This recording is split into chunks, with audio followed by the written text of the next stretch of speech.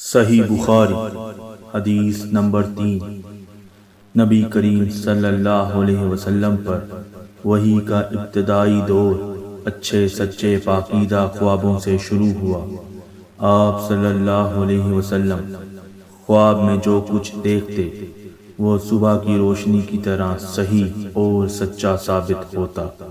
پھر من جانب قدرت آپ صلی اللہ علیہ وسلم تنہائی پسند ہو گئے اور آپ صلی اللہ علیہ وسلم نے غار حرا میں خلوت نشینی اختیار فرمائی اور کئی دن اور رات وہاں مسلسل عبادت اور یاد الہی و ذکر و فکر میں مشغول رہتے، جب تک گھر آنے کو دل نہ چاہتا توشہ ہمراہ لیے ہوئے وہاں رہتے۔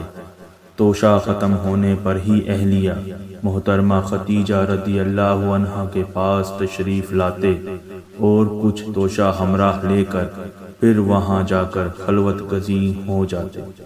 یہی طریقہ جاری رہا یہاں تک کہ آپ صلی اللہ علیہ وسلم پر حق منکشف ہو گیا اور آپ صلی اللہ علیہ وسلم غار حرا میں ہی قیام پذیر تھے کہ اچانک جبرائیل علیہ السلام آپ صلی اللہ علیہ وسلم کے پاس حاضر ہوئے اور کہنے لگے کہ اے محمد پڑھو۔ آپ صلی اللہ علیہ وسلم فرماتے ہیں کہ میں نے کہا کہ میں پڑھنا نہیں جانتا۔ آپ صلی اللہ علیہ وسلم فرماتے ہیں کہ فرشتے نے مجھے پکڑ کر اتنے زور سے بھینچا کہ میری طاقت جواب دے گئی، پھر مجھے چھوڑ کر کہا کہ پڑھو۔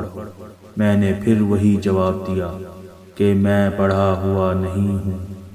اس فرشتے نے مجھ کو نہایت ہی زور سے بھینچا کہ مجھ کو سخت تکلیف محسوس ہوئی، پھر اس نے کہا کہ پڑھ۔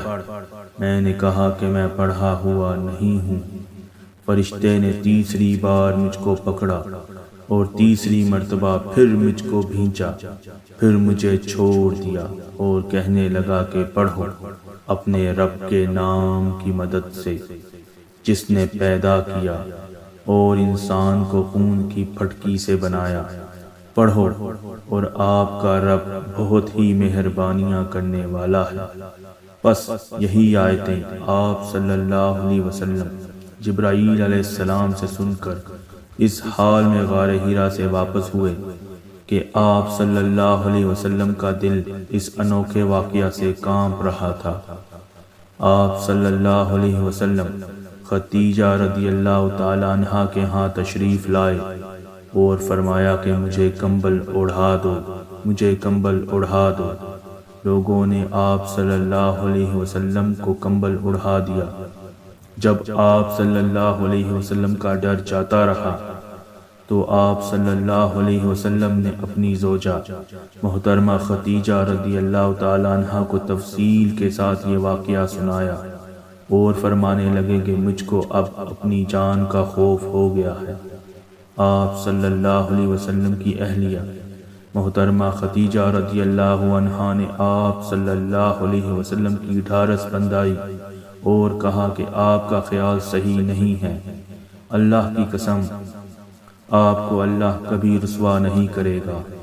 آپ تو اخلاق کے فاضلہ کے مالک ہیں، آپ تو کنبہ پرور ہیں، بے کسوں کا بوجھ اپنے سر پر رکھ لیتے ہیں، مفلسوں کے لیے آپ کماتے ہیں، مہمان نوازی میں آپ بے مثال ہیں اور مشکل وقت میں آپ امر حق کا ساتھ دیتے ہیں۔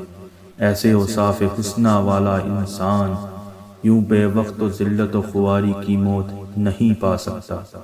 پھر مزید تسلی کے لیے خدیجہ رضی اللہ عنہا آپ صلی اللہ علیہ وسلم کو ورقہ بن نوفل کے پاس لے گئیں جو ان کے چچا زاد بھائی تھے اور زمانہ جاہلیت میں نصرانی مذہب اختیار کر چکے تھے اور عبرانی زبان کے کاتب تھے۔ چنانچہ انجیل بھی حسب منشائے خداوندی عبرانی زبان میں لکھا کرتے تھے۔ انجیل سریانی زبان میں نازل ہوئی تھی اور پھر اس کا ترجمہ عبرانی زبان میں ہوا۔ ورقہ اسی کو لکھتے تھے۔ وہ بہت بوڑھے ہو گئے تھے، یہاں تک کہ ان کی بینائی بھی رخصت ہو چکی تھی۔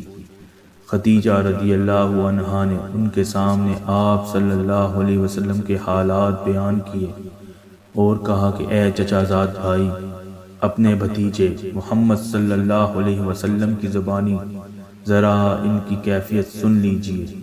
وہ بولے کہ بھتیجے، آپ نے جو کچھ دیکھا ہے اس کی تفصیل سناؤ۔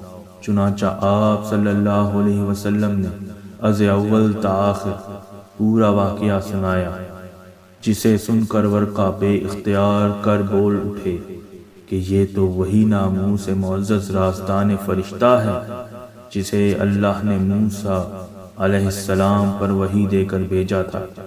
کاش میں آپ کے اس عہد نبوت کے شروع ہونے پر جوان عمر ہوتا، کاش میں اس وقت تک زندہ رہتا جبکہ آپ کی قوم آپ کو اس شہر سے نکال دے گی۔ رسول اللہ صلی اللہ علیہ وسلم یہ سن کر تعجب سے پوچھا کہ کیا وہ لوگ مجھ کو نکال دیں گے، حالانکہ میں تو ان میں صادق و امین و مقبول ہوں؟ ورقہ بولا، ہاں یہ سب کچھ سچ ہے، مگر جو شخص بھی آپ کی طرح امر حق لے کر آیا لوگ اس کے دشمن ہی ہو گئے۔ اگر مجھے آپ کی نبوت کا وہ زمانہ مل جائے تو میں آپ کی پوری مدد کروں گا۔ مگر ورقہ کچھ دنوں کے بعد انتقال کر گئے، پھر کچھ عرصہ تک وہی قیامت موقوف رہی۔